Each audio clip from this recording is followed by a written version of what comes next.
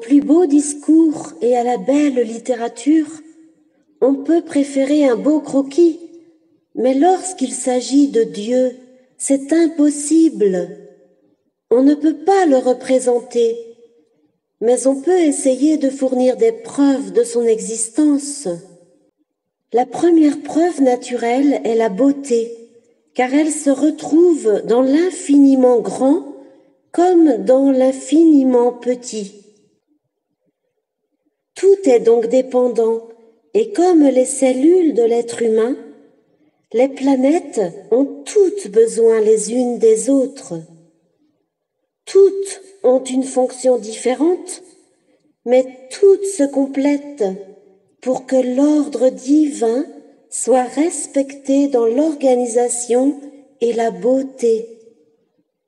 Et, comme dans une communauté, les uns ne peuvent pas vivre sans les autres. Comme dans la charité telle qu'elle devrait être appliquée sur notre terre, quand une cellule est malade, les autres la soutiennent. Oui, quelque part, le beau avec ses deux complices qui sont le bon et le bien peut sauver le monde en l'attirant vers un sens plus divin. Et dans l'infiniment petit, comme dans l'infiniment grand, tout se comporte de manière identique. Ce qui est sur la terre devrait donc aussi se comporter comme ce qui est au ciel. C'est la loi réclamée par Dieu pour être au service de la beauté. Le soleil se donne gratuitement comme l'amour. Ce qui est en bas est comme ce qui est en haut. Le détail se mêle à l'infini dans des trésors de sagesse imperméables à l'intelligence humaine. Il faut, c'est une nécessité, que tout soit protégé par Dieu même, si ce n'est pas la vie de l'homme et que ce dernier ne s'attache pas à toujours respecter de lui-même la beauté qui règne depuis des siècles sur la terre. Une autre preuve naturelle, parce que chacun de nous peut la ressentir avec ses propres données internes, c'est l'intuition.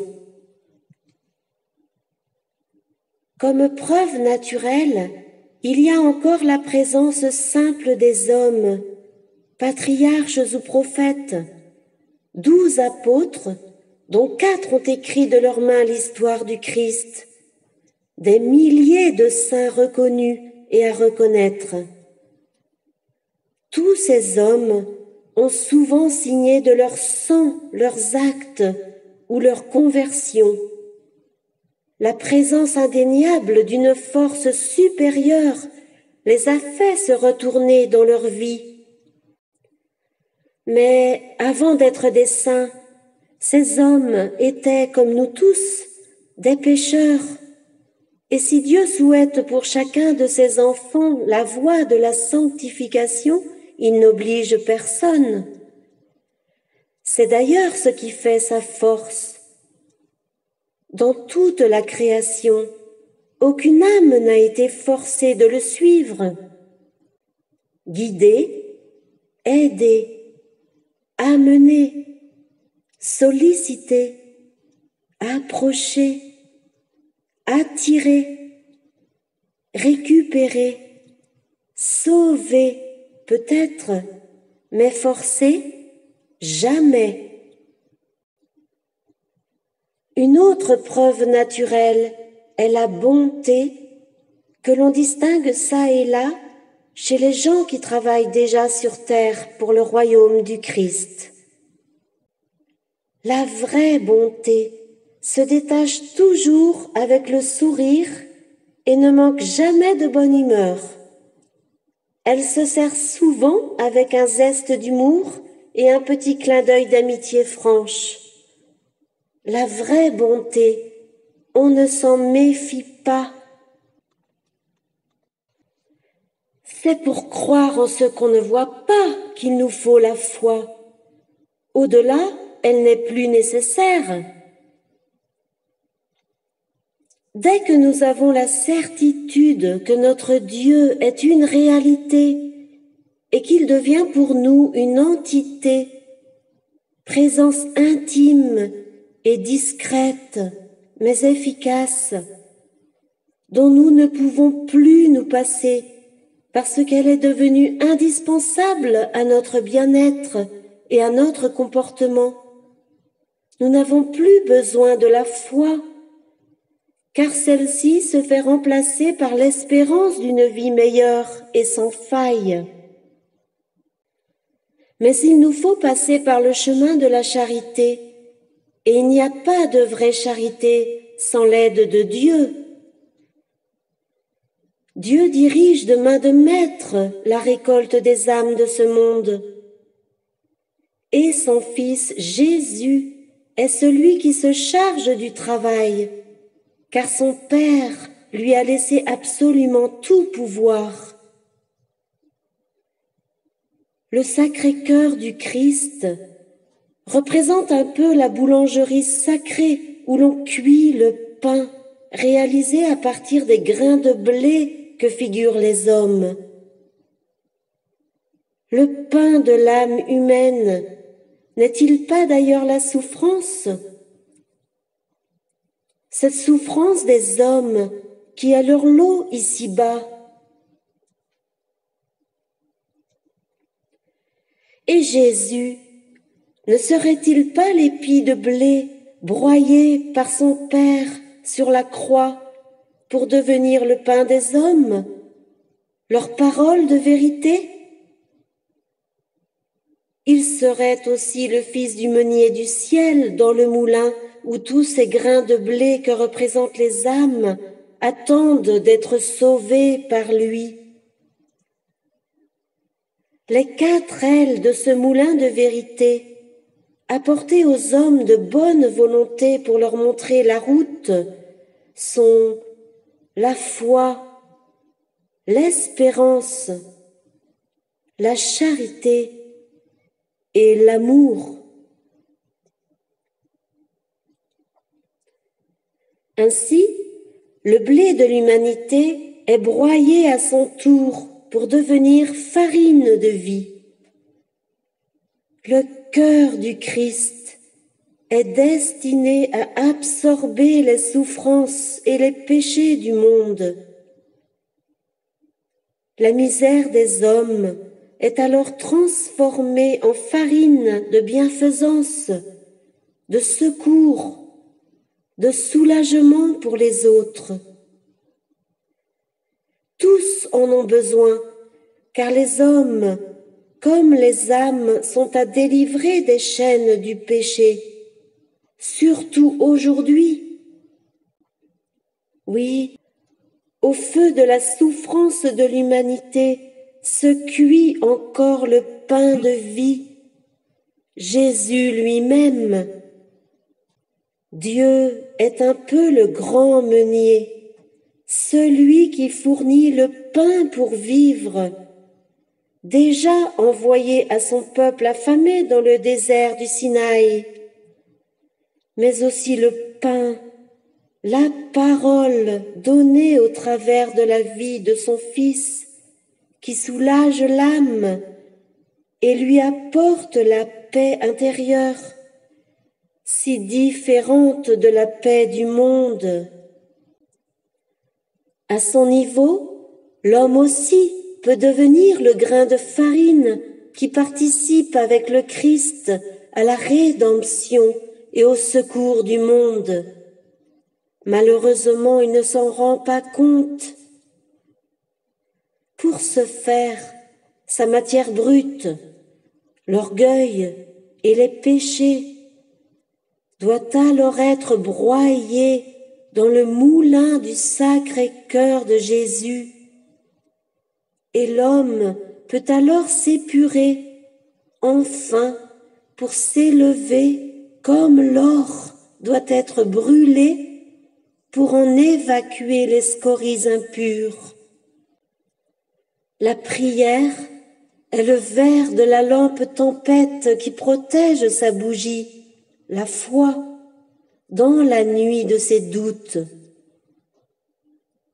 Le pardon est le levain qui fait monter la pâte de son pain avant qu'il ne soit présenté au Seigneur.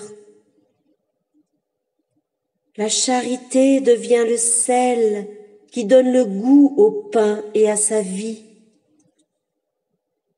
Le feu de son cœur est allumé par l'étincelle qui illumine sa joie et son émerveillement d'être au service de Dieu. Jésus était donc bien cet épi de blé préparé par son Père pour être broyé sur la meule du monde, représenté par la croix. Par obéissance gratuite, pour être au service de tous les hommes, ses frères qu'il aimait. Il a bien voulu représenter le péché que son Père exécrait et à la place de ses frères, souffrir la punition que tous, ils méritaient. Ainsi, l'épi est devenu farine et pain sacré de vie pour être la nourriture spirituelle du monde. Un exemple à suivre parce qu'il est absolument unique. Mais je sais qu'il faut une foi bien mûre pour croire en la vérité de cette métaphore.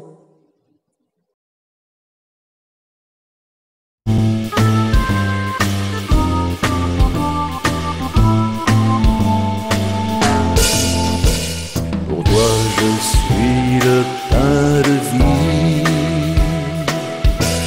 Pour toi je suis le pain de vie. Celui qui vient vers moi ne connaît pas la faim. Je suis celui qui est, celui qui fortifie. Je suis le pain de vie. Si vous êtes en mon nom le reflet de ma vie, je serai avec vous jusqu'à la fin des temps. Si vous me demandez en toute humilité, je dis vous recevrez ce que vous recherchez. Pour moi je suis le vin de vie. Pour toi je suis le vin de vie. Celui qui vient vers moi ne connaît pas la soif. Je suis celui qui est, celui qui fortifie. Je suis le pain de vie. Si vous m'êtes fidèle par votre charité,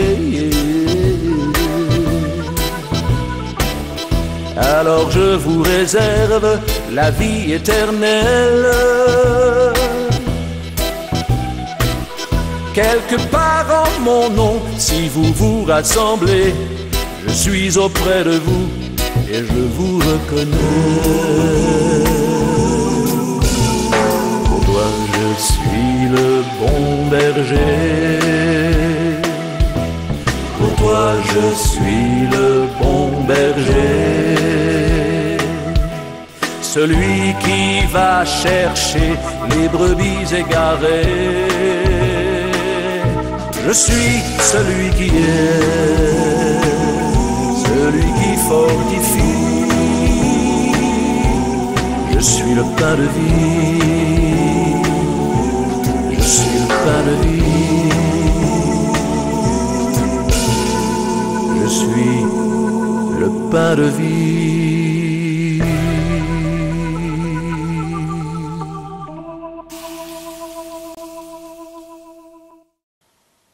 Oui. Merci Anne-Marie. Et si vous le voulez bien, résumons-nous sur ces deux mystères. Par le mystère du pain, Dieu est donc bien le boulanger du ciel. Cuite par la souffrance du monde, c'est-à-dire les miennes et les vôtres, cette farine fera la pâte du pain essentiel et elle se lèvera au levain du pardon pour devenir, par le mystère secret du Père éternel, la seule nourriture du monde, c'est-à-dire la parole unique de vérité qui devra guider tous les hommes, le Christ qui est le pain de vie spirituelle. C'est ce mystère que les chrétiens célèbrent chaque dimanche sur les autels de leurs églises. Dieu s'est donné en donnant sa vie pour les hommes, et les vrais chrétiens se pressent dans les lieux de culte pour y fêter cet événement unique et exceptionnel. Le sel qui donne goût au pain devra être la charité qui engendre cet amour des hommes entre eux, sans laquelle la vie semble fade. Et pour que la pâte monte jusqu'à donner la solution finale, qui est la reconnaissance du Christ comme maître de tous les hommes, il faudra la souffrance des hommes, parce que ceux-ci n'ont pas reconnu le signe de vie et qu'ils ont préféré le crucifier plutôt que de l'honorer comme il était en droit de l'être. Il ne fallait pas rejeter ce Jésus, cadeau du ciel, Fils personnel de Dieu, venu pour nous enseigner la bonne nouvelle qu'est l'Évangile. Désormais, si nous voulons l'avoir comme souverain et Seigneur, il nous faudra le mériter. C'est la loi divine présentée mystérieusement par ce Dieu qui nous aime tant. Alors pourquoi certains prêtres ne reconnaissent-ils pas ce Jésus bien vivant dans chaque Eucharistie, prêt à nous rendre tous les services que nous pouvons lui demander? Pourquoi ne croit-on plus aujourd'hui dans chaque église qu'il est vraiment présent dans le tabernacle et que jamais il ne nous a laissé tomber? Une simple hostie consacrée devient le signe présent de son immense bonté et de son inépuisable miséricorde. Ce n'est pas si difficile à comprendre. Quant au mystère du vin, oui, Dieu est le vigneron du ciel.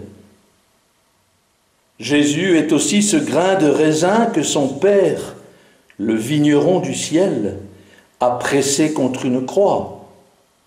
Son sang précieux est devenu le vin offert aux hommes de bonne volonté. Et c'est pour cela que le vrai chrétien n'a pas peur de mettre sur sa bannière le sang du Christ. Parce qu'il sait bien que ce sang qui a coulé sur le Golgotha, comme s'il avait été distillé et semé pour guérir le monde, ce beau jour où le Seigneur a donné sa vie pour nous, représente la plus grande semence d'amour de tous les temps, jamais portée en terre. C'est le signe le plus puissant, cette croix, et la semence la plus fructueuse, ce sang de Jésus, qui se sont réunis ce jour-là pour servir de repère à l'unité des chrétiens pour tous les siècles.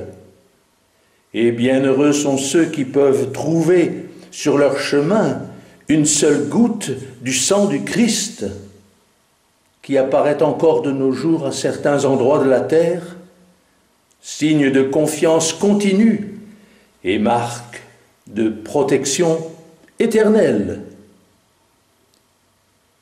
Ce n'est pas pour rien non plus que les reliques de la croix de Jésus donnent encore de nombreux miracles à ceux qui ont simplement la foi. Non, rien n'est plus guérissant qu'une goutte de sang du Christ. Et si nous savons transmettre ce beau message, eh bien une récompense nous attend au ciel.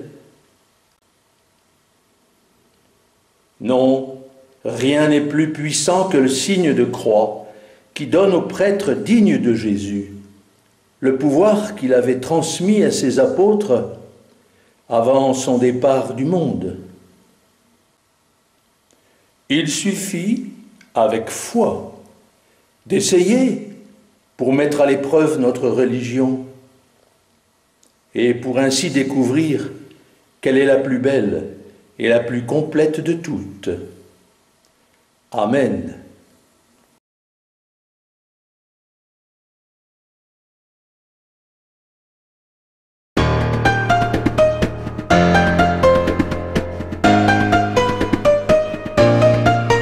Tu n'as jamais compris le signe de ma croix. Pourtant je te l'assure, j'ai eu très soif de toi. Pour combler mon amour, je n'ai trouvé que toi. Veux-tu être celui qui me consolera? Je t'aime en dignité, mon Père me l'a donné. Je t'aime pour la beauté de ce que tu as fait. Je t'aime tel que tu es, jusqu'à verser mon sang pour te ramener à Dieu qui est là et t'attend. Sans jamais oublier le signe de ma croix. Sans jamais oublier le signe de ma croix. Rien n'est plus important à mes yeux que ta vie. Ton bonheur avec moi sera toute ma vie. Je te prends comme tu es, laisse-moi te changer. Tu n'auras rien à faire que juste m'écouter. À l'infinie puissance de mon amour divin, j'apporte tous les dons, ceux de mon Esprit Saint. Et ma miséricorde jusqu'à te pardonner, te guérir et t'aimer si tu sais m'accepter. Sans jamais oublier le signe de ma croix. Sans jamais oublier le signe de ma croix.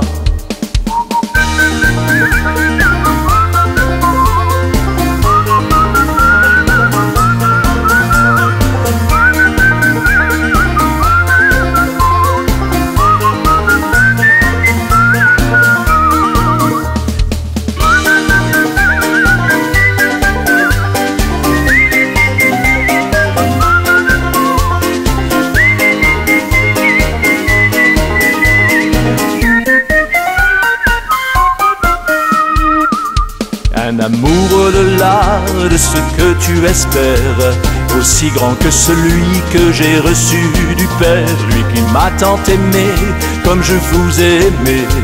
Tu peux me faire confiance, je te le prouverai. Je n'attends plus qu'un signe de ta part. Pour entrer dans mon cœur, il n'est jamais trop tard. Pour combler mon amour, je n'ai trouvé que toi. Alors tu comprendras l'amour que j'ai pour toi. Et tu n'oublieras plus le signe de ma croix. Et tu n'oublieras plus le signe de ma croix.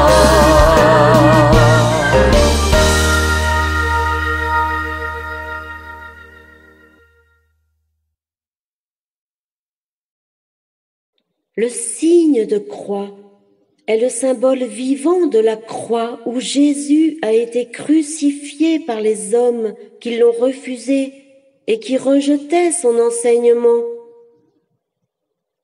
Il est le symbole caché de ce Christ ressuscité qui a été cloué au centre de cette croix en bois, et il symbolise l'union des choses verticales avec celle des choses horizontales, c'est-à-dire des choses de la terre avec celles du ciel, des affaires d'en bas avec celle d'en haut. Le Christ est le seul lien véritable entre les deux. L'agneau de Dieu, qu'est ce Christ immolé sur la croix au juste centre, a été en quelque sorte offert par Dieu aux hommes, comme on offrait à l'époque un mouton en sacrifice pour obtenir une grâce. Pour se réconcilier avec les hommes, Dieu, sur l'autel sacré de la croix en bois, a sacrifié son propre Fils. C'est pour cela d'ailleurs que les hommes ne pourront désormais se réconcilier entre eux que par le Christ, s'ils veulent une paix durable et définitive. Oui, seul Dieu peut être capable de sacrifier son propre Fils, parce qu'il est le Créateur universel et qu'il est capable de le faire réapparaître et revivre. Les 3 jours d'attente ont été scellés dans le doute pour faire encore plus éclater la magnificence de la résurrection. Oui, Dieu pouvait avoir foi en Abraham, qui était capable de lui offrir son jeune fils, et il lui a donc confié toute la descendance de l'humanité. Leur amitié était indestructible, car elle reposait sur la confiance et l'estime mutuelle. Le libre arbitre qui nous est laissé sur la terre avec tant de miséricorde n'a plus cours au ciel. Sans Dieu, point de salut au ciel. Mais attention, liberté de choix ne veut pas dire libéralisation de toutes les opportunités qui se présentent à nous. Et bien des jeunes ont tendance à confondre. La vraie liberté du chrétien, c'est de pouvoir choisir entre une vie sans Dieu ou une vie avec Dieu, c'est-à-dire ou bien choisir de vouloir vivre avec ses commandements appliqués à sa propre vie, ou bien choisir de ne pas se les appliquer à soi-même. De même que l'on peut arriver à Jésus par Marie, cette éternelle médiatrice à qui il ne peut rien refuser au nom de l'amour qu'elle lui a porté toute sa vie, nous ne pouvons arriver à Dieu le Père que par son Fils Jésus. Sans cet engagement déterminé et volontaire, point de salut pour l'homme de bonne volonté qui se veut désormais chrétien. La présence concrète des églises, cathédrales, abbayes et monastères qui parsèment le monde sont aussi autant de preuves d'évidence que Dieu, bien au-delà du temps, est présent dans tous ces lieux. Le meilleur moyen de se le prouver est peut-être simplement de franchir leurs portes et de pénétrer quelque temps à l'intérieur de ces enceintes qui nous semblent fortifiées, mais qui protègent surtout leurs habitants, témoins de l'invasion du monde. Comme notre Dieu doit se sentir au calme et doit aimer venir se reposer dans ces lieux privilégiés de paix et d'amour, que sont ces lieux saints dévoués à son service, mais aussi au service des hommes. Mais tout le monde n'est pas moine contemplatif, ni trappiste, ni cistercien. Renoncer aux choses du monde n'est pas donner encore une fois à tout le monde. Pourtant, c'est ce que demande le maître le plus exigeant de tous, Jésus, Un Dieu tout-puissant fait homme par amour pour les hommes. Cette humilité n'est-elle pas la plus évidente des preuves naturelles?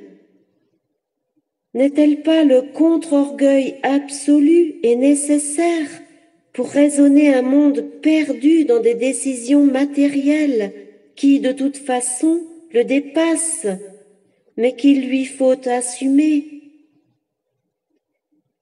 Quand il découvrira l'existence d'un Créateur éternel et universel, il signera la reconnaissance de son incompétence.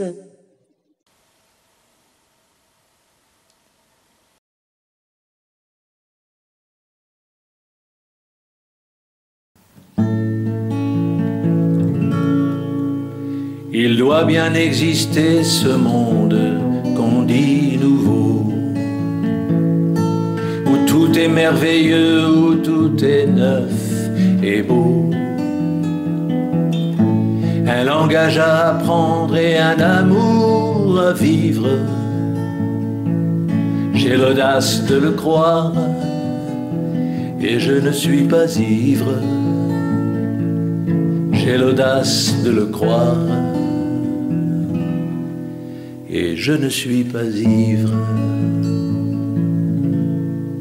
Plus de jours qui se lèvent puisqu'il n'y a plus de nuit. Et dans nos corps glorieux la lumière resplendit. Notre Père renouvelle et sa terre et son ciel, pour une terre nouvelle où coule le lait, le miel. Pour une terre nouvelle où coule le lait, le miel. Pour moi le vrai bonheur c'est pouvoir vous toucher. Tout est à inventer et tout est préparé. Pas le moindre bagage ni la moindre valise. Au mystère inconnu, la table est déjà mise. Au mystère inconnu, la table est déjà mise. Seconde qui doit venir, le temps est à l'arrêt. Au grand festin nuptial, voici que je suis prêt. Il doit bien exister ce monde qu'on dit nouveau, où tout est merveilleux, où tout est neuf et beau, où tout est merveilleux, où tout est neuf et beau.